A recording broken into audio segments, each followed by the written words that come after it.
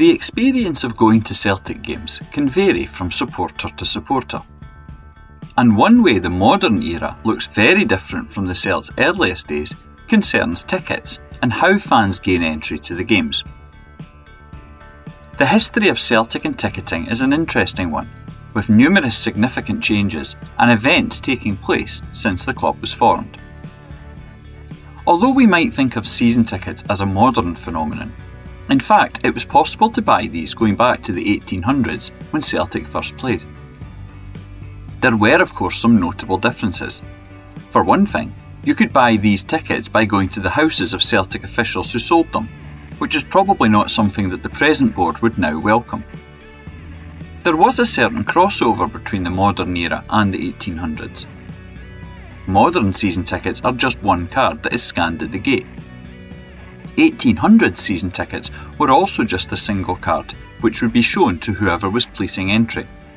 Although 12 shillings for an 1893 season ticket is a bit cheaper than now.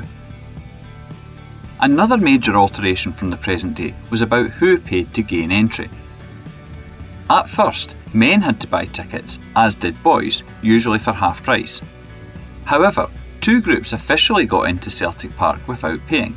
This was women and soldiers in uniform. Unofficially, priests could also gain entry for nothing, but this was not actually a stated club policy. However, match adverts would inform women and soldiers about their free access. If you didn't qualify for free entry, or perhaps could not get into a sold-out fixture, there were other options. At a time before Celtic Park had high stands, it was possible to see the pitch from outside the ground. Some 1890s match reports describe fans climbing up nearby poles to watch the action. Celtic season tickets were not just used to gain entry to Celtic games. In an era before an official national stadium, cup finals and internationals were commonly held at the boys' home. As such, it was sometimes possible to watch Scotland using your Celtic ticket. Indeed, there has been another unusual place where Celtic season tickets have been valid. In 1971, building work at Celtic Park meant it wasn't available for a League Cup game against Rangers. Instead, the match was moved to Ibrox, with Celtic being the official home team, and that meant Celtic tickets could be used to get into Rangers ground.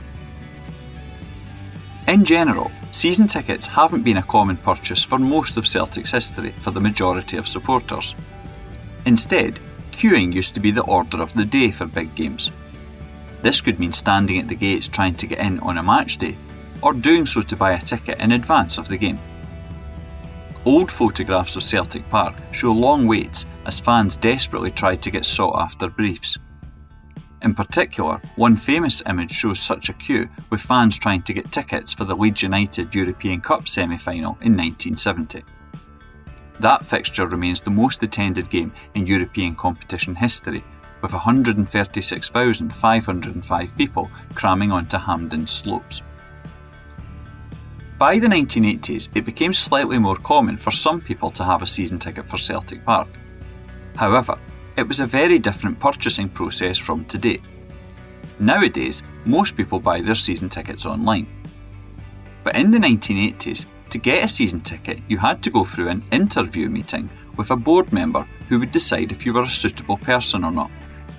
Many fans describe going to meet Desmond White or Chris White in their Glasgow city centre offices, which were above the Blue Lagoon fish and chip shop, before being approved for a season book. The major era that saw changes to season ticket ownership came after Fergus McCann's takeover in the 1990s. McCann recognised that these tickets were a means to get guaranteed upfront income, rather than relying on fans choosing to pay to attend each week. It was the latter issue which partly helped bring down Celtic's old board when a boycott meant lower club income. Sometimes there have been additional bonuses attached to being a season ticket holder. One that is well remembered by fans of a certain age was the 1990s Travel Pass. This gave season ticket holders the ability to travel for free in the Glasgow area on match days. This is something which people often discuss bringing back, especially since Partick Thistle have run a similar scheme for bus travel.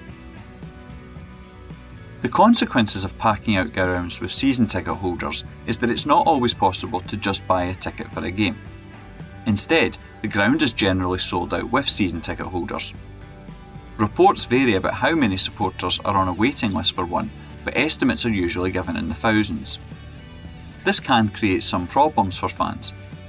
Anyone giving up their season ticket is likely to struggle to get one again due to this extra demand. This partly explains why fans renewed their season tickets during COVID, even though they knew they were unlikely to get in to watch a live match. And even the current anti-board protests will be unlikely to result in season ticket boycotts for fear of them being locked out for years to come. Celtic have also found a way to further guarantee ticket sales for all games. Nowadays, anyone wanting a Hampden ticket needs to not simply be a season ticket holder, but also part of the club's home cup ticket scheme, forcing people to pay for all games, even if they won't attend. That often provoked arguments and complaints for games which feature lots of empty seats when other people wanted to attend. There is a constant debate about Celtic introducing a sell-back ticket option, which such as that operates at numerous other clubs. There's also discussions about the long-term impact of season tickets on matchday attendance. Increasingly, the club's fan base is ageing as people don't want to give up their precious briefs, having had them in many cases for decades. However, this can make it more difficult for younger fans to attend certain games and develop the match-going habit. It can also have an effect on Celtic Park's atmosphere.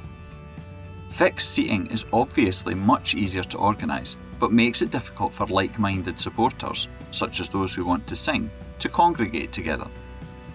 The standing section and suggestions for a bigger Celtic end are designed to try and address this problem. 2006 saw a major change in the way that season tickets were accessed. Until then, supporters received a booklet with numbered vouchers in each. To try and prevent counterfeits, fans would turn up each day to find out the specific voucher that was needed to gain access. Younger fans will never quite understand the cries of "What voucher?" that took place each week at Celtic Park, and the desperate struggle to tear them out in time for entry. From 2006, season books were replaced by credit card style tickets. This perhaps most disappointed fans who like collecting their old books and seeing the changed design each season. Nowadays, season cards are used for a number of years before being replaced. It wouldn't be a huge surprise though if, like booklets, season cards were eventually phased out. Attending games at Hampden does not involve any sort of physical card or ticket. Instead, access is gained through an official app. It will be no surprise if Celtic eventually go down this road too. The launch of an official club app, as well as the Hampden experience, is surely a precursor to fans needing to make sure they have a fully charged mobile if they want to attend the Celts games. And finally, season tickets can sometimes even have a place in club politics. Given current disquiet over the ownership and management of Celtic, various people have put forward plans to replace the current board and allow more fan input. Launched in 2026 by former Celtic director Willie Hawkey, but fronted by club legend Paul McStay, the Celtic Season Ticket Alliance tries to persuade supporters to give their backing to a new share purchasing scheme. The story of Celtic tickets has been a story of change. The days of pay at the gate are long gone and highly unlikely to return anytime soon. Season tickets have changed from being a single card to a booklet of vouchers and back to being a single card, something that is unlikely to remain the case for much longer. But for now at least, what won't change is that having a season ticket remains the only way that any Celtic fan can be sure of seeing the club's biggest games. Which is why season ticket renewals will no doubt go just as quickly this year as in previous seasons. If you want to learn more about Celtic history, follow Hail Hail History on Twitter X. You can also take part in a free Celtic history walking tour. Visit celticwalkingtours.wordpress.com for more information.